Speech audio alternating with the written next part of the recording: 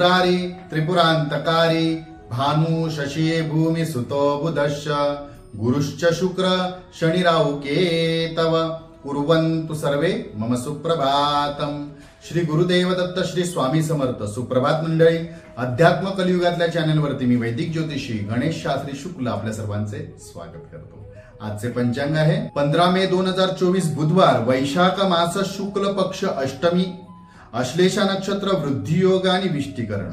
चला तर सुरू करूया 12 राशींचे भविष्य कथन। मेष राशी, परदेशात असलेल्या एखाद्या दूर राहणाऱ्या मित्रांची आज भेट होईल। मित्रांच्या भेटीमुळे आनंद लाभेल। वृषभ राशी, कुटुंबातील एखाद्या मोठ्या कामाची जबाबदारी आपल्यावरती सोपवण्यात येईल किंवा ती आपल्याला स्वीकारावी लागेल।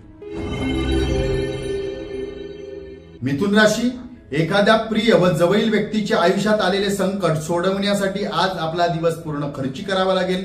खर्च करता येईल तो दिवस, पण आपल्याला त्याचे आत्मिक समाधान सुद्धा लाभेल। कर्क राशी, आज काही कारणामुळे जवळील व्यक्तीशी कदाचित आपले क्षुल्लक कारणावरून कायमस्वरूपी नाते तुटू शकते, त्यामुळे आपण बोलताना 10 वेळा विचार करून बोला। सिंह राशी, कुटुंबातील सर्व सदस्य मिळून आपल्याकडे आज कदाचित एखादा मोठा प्रस्ताव मांडू शकतात किंवा आपल्याला तो प्रस्ताव जबरदस्तीने मान्य सुद्धा करावा लागू शकतो कुटुंबाच्या हितासाठी। कन्या राशी, आज घरातील कदाचित थोडे वरिष्ठ व्यक्ती आपल्यावर नाराज असतील। काही चुकीमुळे आपल्याला त्याचा त्रास होऊ शकतो, तर त्यांच्या संबंधित असलेल्या गोष्टी वेळेत पूर्ण करा, विलंब करू नका। तुळ राशी, संततीच्या अभ्यासासाठी किंवा त्यांच्या शिक्षणासाठी, इतर उच्च शिक्षणासाठी आपल्याला थोडासा वेळ द्यावा लागेल, विचार करावा लागेल आणि मोठी गुंतवणूक सुद्धा करावी लागेल। वृश्चिक राशी, घरातील लहान मंडळी कदाचित आपल्यावर नाराज असतील। त्यांच्या मतांचा आदर करा व त्यांना आपले मत पटवून सांगा।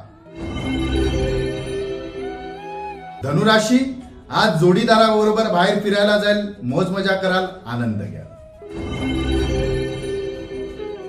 मकर राशी, आपण करत असलेला एखादा प्रयोग यशस्वी ठरेल, त्या प्रयोगात आपल्याला नक्कीच यश मिळेल, लाभ होईल।